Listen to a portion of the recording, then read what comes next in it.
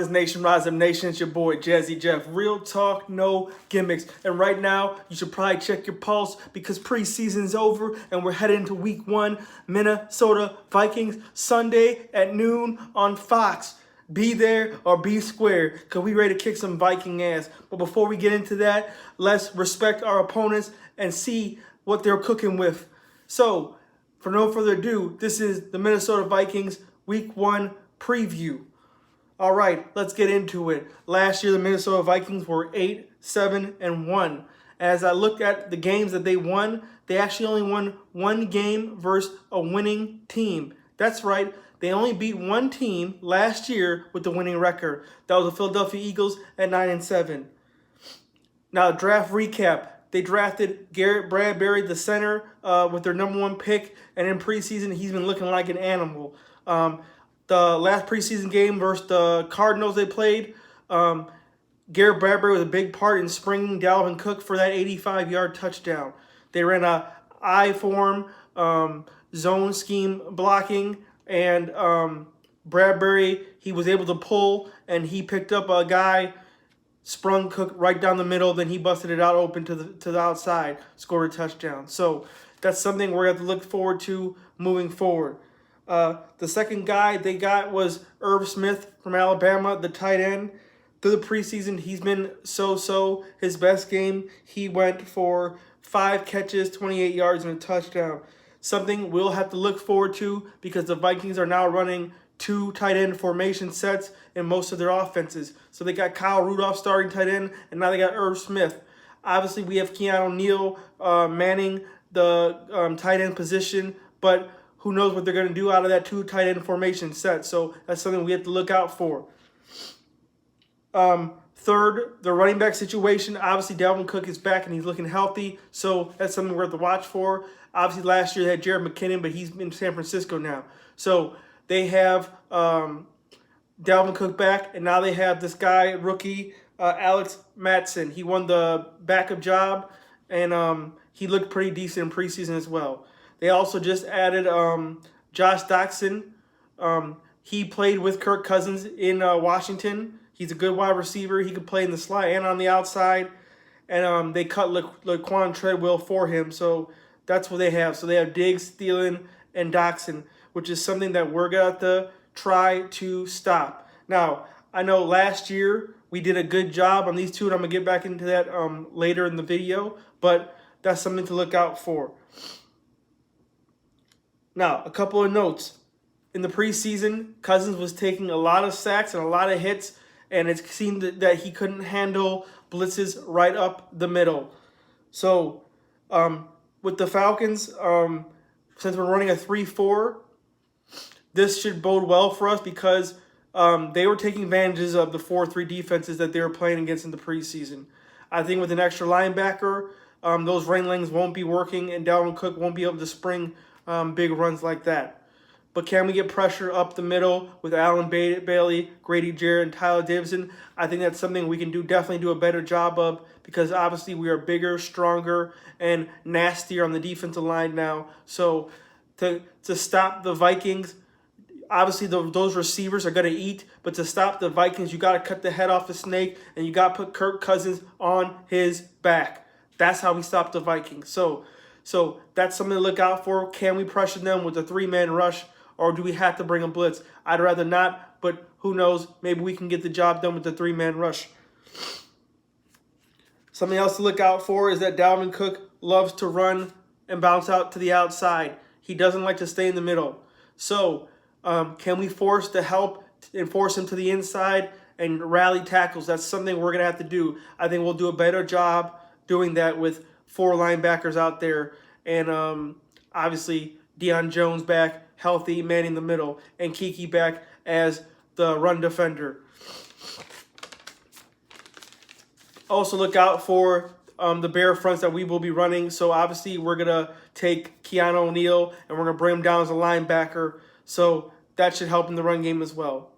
Another note to look out for in the preseason game versus the Cardinals, Xavier Rhodes, their best cornerback, got beat one-on-one versus a rookie wide receiver, Damiere Byrd.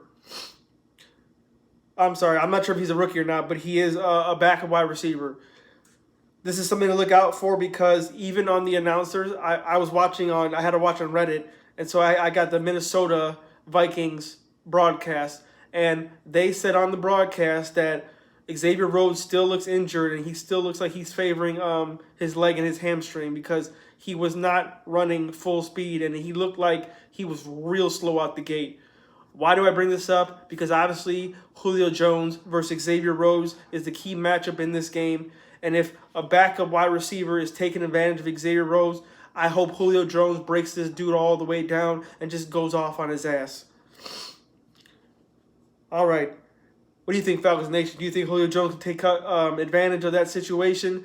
Did you see the preseason of the Vikings play at all? Xavier Rhodes looked shaky as hell. So that's something that looks like towards our advantage. Now, I also wanted to dig back into the last matchup we had with the Minnesota Vikings to see what has changed. In 2017, that's the last time we played them. We lost 14-9. Now, you ask yourself, how do we lose? What happened? What can we learn from that game?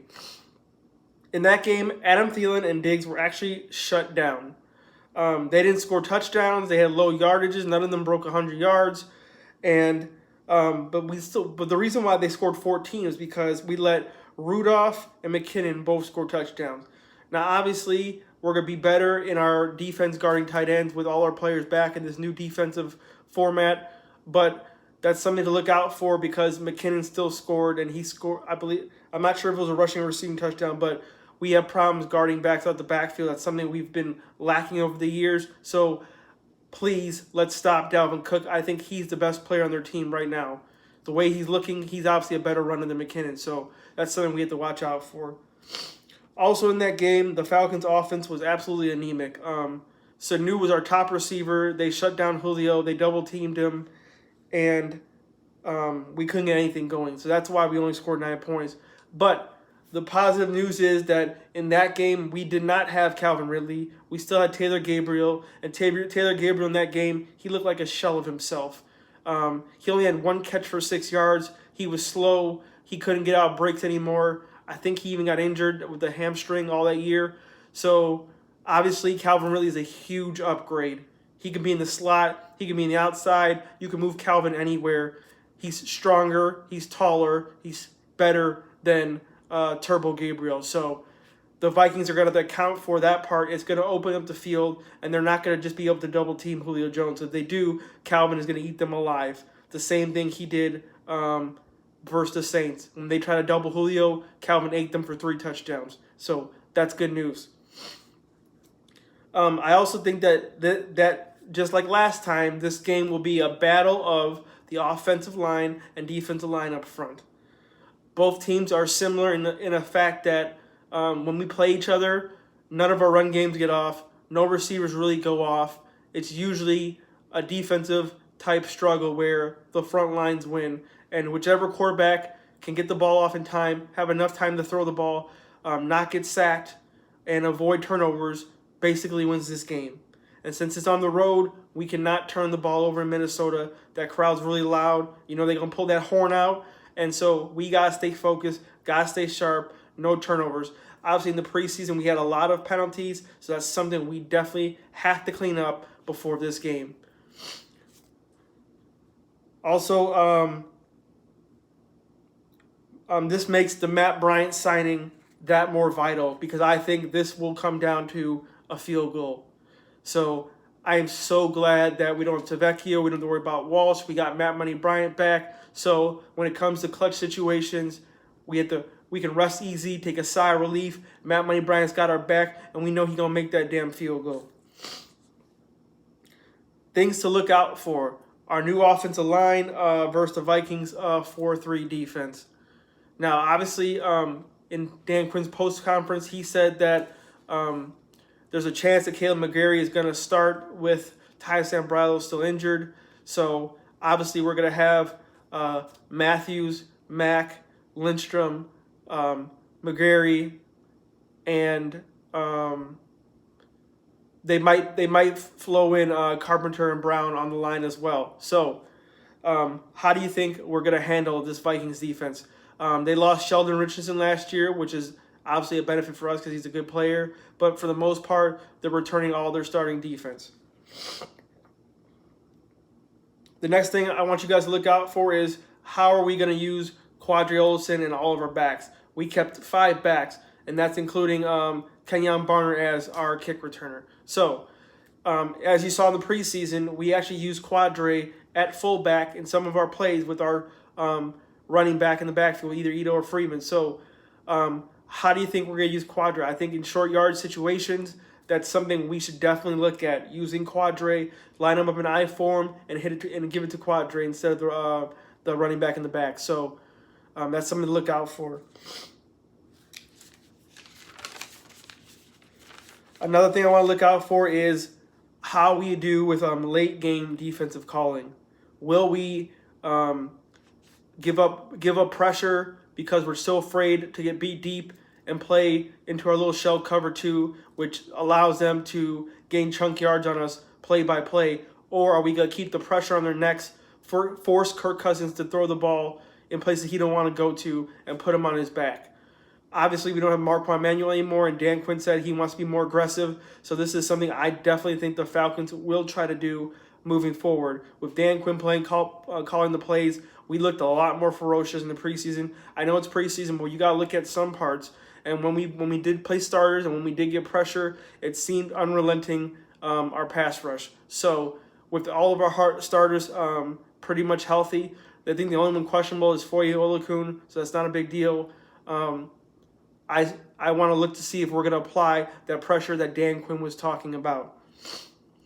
Another thing to look out for is how will KZ handle Adam Thielen in the slot.